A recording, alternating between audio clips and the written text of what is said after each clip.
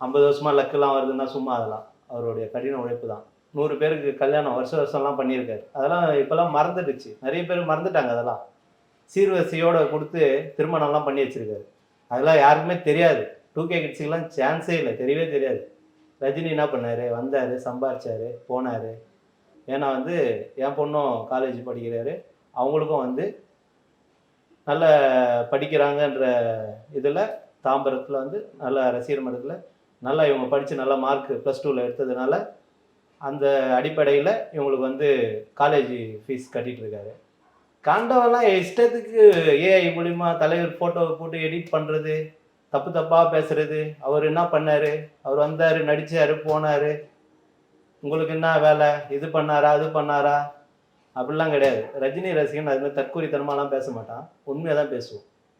என்னோட மகளுக்கு அவர் ஃபீஸ் கட்டிட்டு இருக்காரு, என்கிட்ட எல்லா ஆதாரமும் இருக்குது. ஆனால் வந்து இது மாதிரி இப்படியே போனால் வந்து தலைவர் இருக்கிற எவ்வளோ நல்ல பேர் எடுத்து வச்சுருக்காரு. இதெல்லாம் கெடுக்கிற மாதிரி பண்ணுறதுக்கு நாங்கள் விட மாட்டேங்க, மனசாட்சி விடாது. அவர் அவ்வளோ நல்லது பண்ணியிருக்காரு. அதனால் நானே பயனடைஞ்சிருக்கேன். தாம்பரத்தில் நான் பயனடைஞ்சிருக்கேன். ஒருத்தர் வந்து தவறிட்டார், மட்டத்தால் தவறிட்டார், அவர் மனைவியும் தவறிட்டாங்க. அந்த 2 குழந்தைங்களுக்கும் அப்பயே 2 குழந்தைங்களுக்கும் டெபாசிட் பண்ணியிருக்காரு. ஃபிக்ஸட் டெபாசிட்டு கனரா பேங்க்கில் பண்ணியிருக்காரு. தலைவரை பற்றி தேவையில்லாமல் எதுவும் தப்பாக பேசாதீங்க, அவ்வளோதான் சொல்லுவேன். என்கிட்ட ஆதாரப்பூர்வமாக எல்லாமே இருக்குது, எப்போ வேணாலும் காட்டுறதுக்கு ரெடியாக இருக்கும்.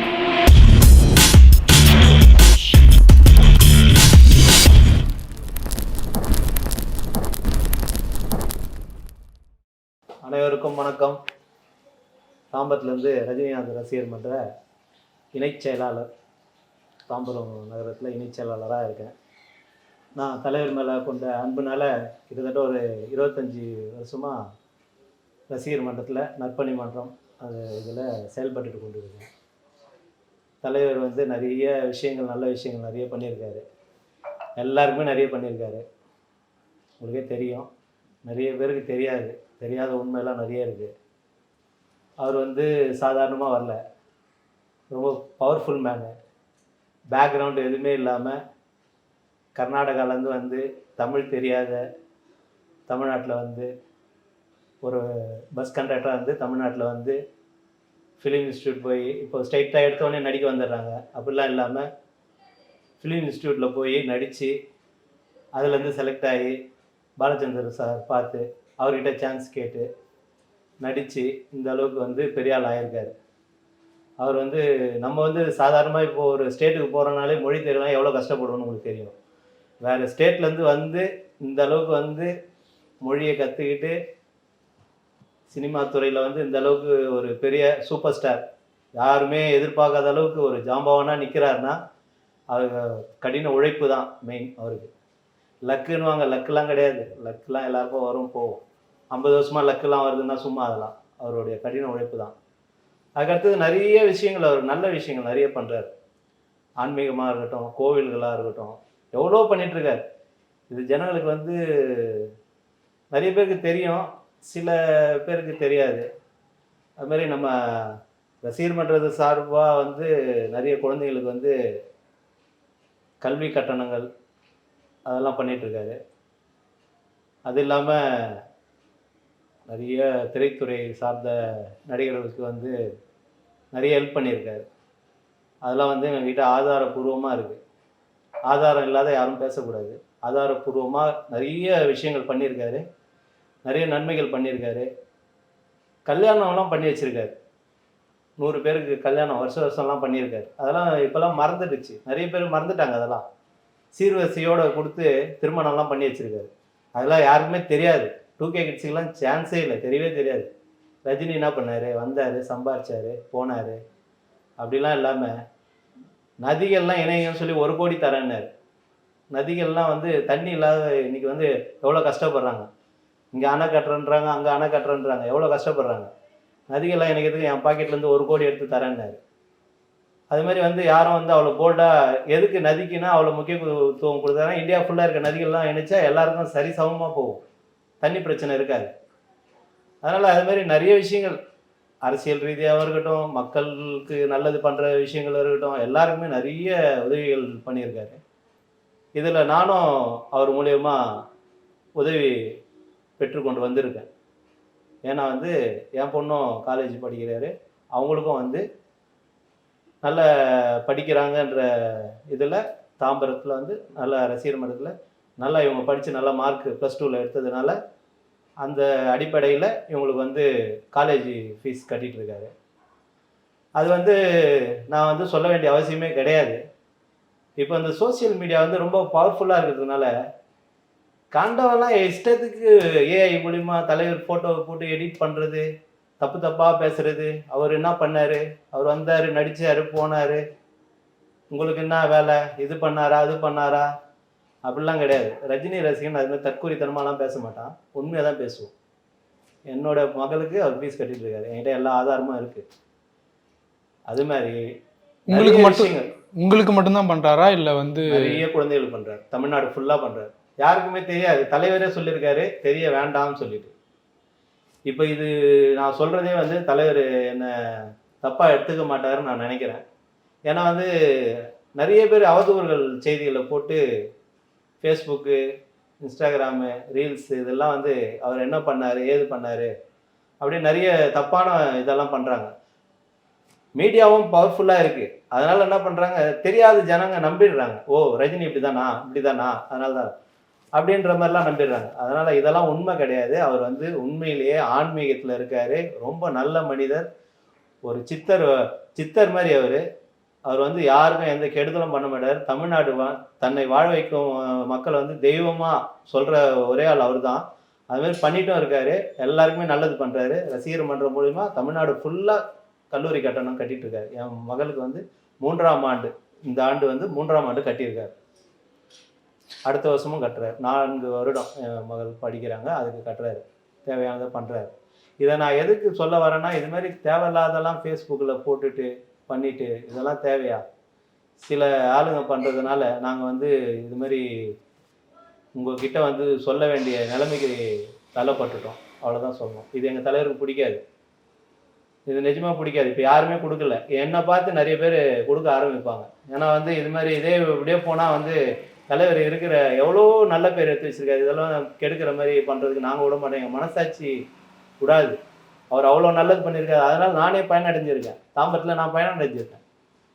அதனால் வந்து நான் இது பண்ண மாட்டேன். இதுக்கு முன்னாடி எங்கள் மன்றத்தில் கிட்டத்தட்ட ஒரு 10 வருஷத்துக்கு முன்னாடி ஒருத்தர் வந்து தவறிட்டார், மன்றத்தால் தவறிட்டார், அவர் மனைவியும் தவறிட்டாங்க.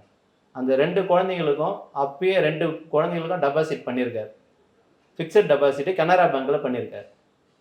அதுமாதிரி ஏகப்பட்டது தாம்பரத்தில் நான் சொல்கிறேன், தமிழ்நாடு ஃபுல்லாக நிறைய பண்ணியிருக்காரு. அதுமாதிரி நிறைய விஷயங்கள் வந்து ரஜினி ரசிகன் என்றைக்குமே தெளிவாக இருக்கிற உண்மையை கரெக்டாக பேசுவாங்க, அதுதான் ரஜினி ரசிகர்கள். அதனால் வந்து எங்ககிட்ட எல்லா ப்ரூஃபும் இருக்குது, எல்லாமே இருக்குது. அது மாதிரி வச்சுக்கிட்டு பேசணும். சும்மானா போயிட்டு நான் வந்து இப்படி பண்ணிட்டாரு அப்படி பண்ணிட்டாரு, எதுவுமே இல்லாத உண்மையை பொய்யான தகவலை வந்து சொல்லிட்டு இருக்கிறது வந்து நல்லா இல்லை. அதை நீங்கள் இதோட நிறுத்திக்கணும், இல்லை எங்களை மாதிரி ரசிகர்களால் பதிலடி கண்டிப்பாக உங்களுக்கு கிடைக்கும். ஜென்ரலாக ரஜினி படங்கள் அப்படின்னா உங்களுக்கு எப்படி இருக்கும்ண்ணா செலிப்ரேஷன்? தலைவர் படம்னா சொல்லவே வேணாமே, ஃபுல்லாக அவர் வந்து அவர் பார்த்தாலே எங்களுக்கு எனர்ஜி தான். இல்லை உங்கள் லைஃப்பில் எவ்வளோ இன்ஃப்ளூயன்ஸ் ஆகிருக்காரு, அவர் சொல்கிறது எவ்வளோலாம் கேட்டிருக்கீங்க, எவ்வளோ பாசிட்டிவாக இருக்குது அவரோட ரசிகராக இருக்கிறோம்? அவரை வந்து நாங்கள் வந்து ரசிகராக ஏற்றுக்கணும். அவர் தான் எங்களுக்கு தலைவர், நாங்கள் ரசிகராக இருக்கோம். அவர் வந்து நல்ல வழிகளை காட்டி கொடுத்துருக்காரு. அவர் வெறும் நடிகராக மட்டும் இல்லை. நான் வந்து இதே வந்து ஒரு 10 இயர்ஸ் பேக் போனீங்கன்னா கொஞ்சம் ரொம்ப இதுலேயே இருந்தேன், சில பேட் நண்பர்களால் கொஞ்சம் கெட்ட பழக்கங்கள் அதெல்லாம் இருந்தது. தலைவர் படம், அவர் ஸ்பீச்சு, படத்தோடைய அந்த வெளியே போகும்போது இந்த ஸ்பீச்லாம் கொடுப்பாரு, அதெல்லாம் ரொம்ப முக்கியம். அதெல்லாம் கேட்டு கேட்டு நாங்கள்லாம் எங்களெல்லாம் வந்து அப்படியே திருத்தி இதை பாருங்க, இப்போ என் லைஃப் நல்லபடியாக இருக்குது. அதுக்கு காரணம் தலைவர் ரஜினிகாந்த் தான். அருமையாக இருக்குது. ஆன்மீகத்தில் எவ்வளோ நான் பிடிக்கும் அவரோட? ஆன்மீகத்தில் அவர் சொன்னது தான். ராகவேந்திர சுவாமிலாம் அதோ மந்திராலயம்லாம் வருஷம் போயிட்டு வரோம், எல்லாம் அவருடைய வழி தான், எல்லாம் பின்பற்றுறோம். அவர் வந்து எங்களுக்கு ஒரு குரு மாதிரியே பண்ணிகிட்ருக்காரு, நல்லா இது பண்ணி கொடுத்துட்ருக்காரு எங்களுக்கு வந்து எல்லாமே அவர் தான். அந்த ஒரு ஜென்ரேஷன் உள்ளே இருக்குது, அவர் இது பண்ணி நிறைய பேர் நல்லபடியாக இருக்காங்க. அவர் ஒரு நல்ல ஒரு வழிகாட்டியாக இருக்கார், ஆன்மீகத்துலேயும் சரி, நல்ல ஸ்பீச்சு கொடுத்து நல்ல ஒரு இதுலேயும் சரி, எல்லாத்துலேயுமே எங்களுக்கு வந்து ஒரு குருவாக இருக்கார். அதனால் அவர் வந்து அனாவசியமாக பேசுகிறது அதெல்லாம் நிறுத்திக்கிங்க, தேவையில்லாத பேசாதீங்க. இல்லைன்னா பதிலடி நாங்கள் கொடுக்குற மாதிரி இருக்கும். எல்லா ரசிகரும் இது மாதிரி பதிலடி கொடுக்குற மாதிரி இருக்கும். ஸோ இந்த ஏஜில் ஒரு 73 75 ஆயிடுச்சு, இன்னும் வந்து ஸ்டார்டமில் அந்த பொசிஷனில் நிற்கிறாரு. இன்னும் வந்து மக்களை வந்து இன்னும் கடல் மாதிரி வர வச்சுட்ருக்காரு. இந்த ஒரு பவர், இந்த ஒரு ஆரா எப்படி பார்க்குறீங்க? இந்த ஆரா வந்து அவருக்கு வந்து அவர் வந்தாலே அந்த இடத்துல ஃபுல்லாக ஆரா அந்த அளவுக்கு வந்துடும். அதாவது அவர் வந்து காந்தம், அதான் ரஜினிகாந்த். அது எப்படியே அந்த பேர் வந்தது எல்லாம், ஆனால் அந்த காந்தம். அவர் வந்து அந்த உண்மையாகவும் உழைப்பாகவும், உண்மை உழைப்பு அந்த எல்லாமே கரெக்டாக கண்ட்ரோல் பண்ணியிருக்கிறதுனால அந்த அவருடைய கடின உழைப்பு அதை எல்லாமே சேர்ந்து அவருக்கு அந்த கடவுளுடைய ஆசீர்வாதங்கள், மகாவதார் பாபாஜி ராகவேந்திர சுவாமி ஆசீர்வாதம்லாம் இருக்குது. அதனால் அவர் பண்ணுற யோகா தியானம் இதெல்லாம் வந்து அவருக்கு வந்து கை கொடுக்குது. அதுதான் அவருடைய பவருக்கு மெயின் காரணம் நான் நினைக்கிறேன். அதே மாதிரி அவர் எங்கே போனாலும் கட்டுக்கடான கூட்டம் இப்பயும் வந்துட்டு தான் இருக்குது. அவர் படம்லாம் இப்போ கூட இந்த ஜெயிலர் 2 இப்போ ரிலீஸ் பண்ணுறாங்க. அவ்வளோ ஒரு வெறித்தனமாக இருக்கிறோம் நாங்களும் நல்லா செலிப்ரேட் பண்ணுவோம் தாம்பரத்தில். தாம்பரம் மக்களுக்கு தெரியும். எந்த படம் வந்தாலும் விட மாட்டோம். பர்த்டே வந்தால் கோயிலில் அன்னதானம் பண்ணுறதுலேருந்து, நம்ம ஆசிரமம் ஒன்று இருக்குது குட் லைஃப் சென்டர்னு, கிட்டத்தட்ட நான் வந்து அதில் ஒரு 20 வருஷமாக பண்ணிகிட்ருக்கேன். பாஸ்கர்னு அவர் உரிமையாளர், அவர் கேட்டிங்கன்னா தெரியும். 20 வருஷமாக வந்து தொடர்ந்து கொடுத்துட்ருக்கேன். அன்னதானம், பசங்களுக்கு நோட்டு புத்தகங்கள் அதையெல்லாம் கொடுக்குறோம். இதெல்லாம் வந்து சொல்லக்கூடாது, ஏன்னா வந்து தலைவருக்கு வந்து இதெல்லாம் பிடிக்காது. இருந்தாலும் நாங்கள் வந்து எதுக்கு சொல்கிறோன்னா, எதுவுமே பண்ணலை அப்படின்னு தலைவரை பற்றி தப்பாக பேசி இந்த சோஷியல் மீடியாவில் வந்து ரொம்ப அதிகமாக பகிர்ந்து வராங்க. அது ஜனங்களும் பார்ப்பாங்க. அவங்களுக்கு தெரியாத ஜனங்கள், தெரிஞ்சவங்க இருப்பாங்க, அவங்க ஓகே. தெரியாதவங்க வந்து ஓ இப்படி தான் இருக்குமோ, ரஜினிகாந்த் எதுவும் செய்யலையோ அப்படின்ற மாதிரிலாம் இருக்கும். அதெல்லாம் உண்மை கிடையாது. தலைவர் வந்து நிறைய பேருக்கு செஞ்சிட்ருக்காரு. ரசிகர்லேருந்து பெரிய ஆளுங்க வரலாம் எல்லாருக்குமே, அவர் சினிமா ஃபீல்டில் இருக்கிறவங்களுக்கும் சரி, ரசிகர்களுக்கும் சரி, இல்லாதப்பட்டவங்களுக்கும் சரி, எல்லாமே பண்ணுறாரு. இந்த திருவண்ணாமலையில் லைட் போட்டு கொடுத்துருக்காரு, அது உங்களுக்கு எல்லாருக்குமே தெரியும். இன்னொருத்தருக்கு வந்து ஆம்புலன்ஸ் எடுத்து கொடுத்துருக்காரு. அது எதுக்கு எடுத்து கொடுத்தாருன்னா, அங்கே வந்து இந்த சன்னியாசிகள் நிறைய பேர் இருக்காங்க. அந்த சன்னியாசிகள் வந்து அந்த மலை ஓரத்தில் ஃபுல்லாகவே அந்த பகுதியில் இருப்பாங்க. அவங்கெல்லாம் வந்து காலமாயிட்டாங்கன்னா அப்படி அப்படியே விட்டுருவாங்க. அதுக்கு அங்கே ஒருத்தர் சோஷியல் ஒர்க் பண்ணுறாரு. அவர் வந்து அதோடைய பெரிய பரவாயில்ல, அவர் அதெல்லாம் வந்து பெரிய விஷயம். அவருக்கும் அந்த நேரத்தில் நன்றியை தெரிவிச்சுக்கிறேன். அவர் வந்து அந்த இதெல்லாம் போய் அடக்கம் பண்ணுறது, அவரே எடுத்துகிட்டு போய் அடக்கம் பண்ணிட்டு வருவார். அதுக்கு வந்து தலைவர் கையால் வந்து ஒரு ஆம்புலன்ஸ், அது கூட தலைவர் வந்து அவர் இது பண்ணி உங்கள் கையால் தான் நான் கொடுக்கணும்னு சொல்லிட்டு, இதெல்லாம் நம்ம சொல்ல வேண்டாம். அதெல்லாம் வந்து அவர் சோஷியல் ஒர்க் பண்ணுறாரு. அவரை கூப்பிட்டு நீங்கள் இதை பண்ணுங்கள், உங்களுக்கு என்ன வேணும், பெரிய ஆம்புலன்ஸ் இல்லை எனக்கு ஒரு சின்ன வண்டி வாங்கி கொடுங்க, நான் இதில் பண்ணிக்கிறேன் அப்படின்னு சொல்லி பண்ணுறாரு. அதுமாதிரி சில தான் சொல்லியிருக்கேன், இன்னும் நிறைய இருக்குது. கோயில் அந்த திருவண்ணாமலை சுற்றி அந்த அக்னி, திருவண்ணாமலைனாலே அக்னி, அதில் வந்து நிறைய விலங்குகள் இருக்குது. வெயில் டைமில் தண்ணி இருக்காது, தொட்டி கட்டி கொடுத்துருக்காரு. அங்கங்கே ஒரு தொட்டி கட்டி அதில் தண்ணி ஊற்றி வைப்பாங்க. இந்த விலங்குகள்லாம் வந்து வெயில் டைமில் இளப்பாறதுக்கு தண்ணி குடிக்கும். அது மாதிரி உயிரினங்களுக்கும் சரி மனிதர்களுக்கும் சரி நிறைய பண்ணிகிட்ருக்காரு. அதனால் வந்து யாரும் வந்து தலைவரை பற்றி எதுவும் சொல்ல வேண்டாம். அதில் நானும் ஒரு பயனாளியாக இருக்கேன். அதனால் வந்து தலைவரை பற்றி தேவையில்லாமல் எதுவும் தப்பாக பேசாதீங்க, அவ்வளோதான் சொல்லுவேன். என்கிட்ட ஆதாரப்பூர்வமாக எல்லாமே இருக்குது, எப்போ வேணாலும் காட்டுறதுக்கு ரெடியாக இருக்கும். ஆனால் இப்போ கமல் சார் ப்ரொடக்ஷனில் ஒரு பூஜை வந்து போட்டிருந்தாங்க. அப்புறம் ரஜினி சார் வந்து பேசியிருப்பார். அதுலேயே வந்து நம்மளை ஒருத்தவங்களுக்கு பிடிக்கலாம், கடைசி வரைக்கும் பிடிக்காதுங்கிறத நான் இப்போ தான் தெரிஞ்சுக்கிட்டேன் அப்படின்னு ஒரு மாதிரி ஃபீலிங்காக பேசியிருப்பாரு. அந்த ஸ்பீச் பார்த்தீங்களா? ஆமாம் பார்த்தேன். அதான் அவரை மாதிரி ஆள்லாம் ஸ்பீச்சு கொடுக்கணும்னு சொல்லி நாங்கள்லாம் ஏங்கிட்டு இருக்கோம். நான் சொன்னேன், அவர் ஸ்பீச்சு கொடுத்ததுனால தான் நான் இவ்வளோ ஒரு நல்ல இதுவாக என் ஃபேமிலியை பார்த்துட்டு ஒரு நல் வழியில் போயிட்டுருக்கேன். எனக்கு கீழே ஒரு 4-5 டிரைவர்ஸ் இருக்காங்க, நான் ஒரு ட்ராவல்ஸ் வச்சுருக்கேன், எனக்கு கீழே ஒரு 4-5 டிரைவர்ஸ் இருக்காங்க, எல்லாரையும் நல்வழிப்படுத்துகிறேன். அவங்க வீட்டில் ஓரளவுக்கு நான் என்னால் முடிஞ்சது என்னால் பண்ண முடியுது. அது மாதிரிலாம் இருக்கும்போது இது வந்து அவர் அப்படி பேசுகிறாருன்னா, அவர் ஸ்பீச் பண்ணுறதுக்கே தப்பாக ஆகுதுன்னும் போது அவர் அவ்வளோ மனசு கஷ்டப்பட்டுருக்காரு.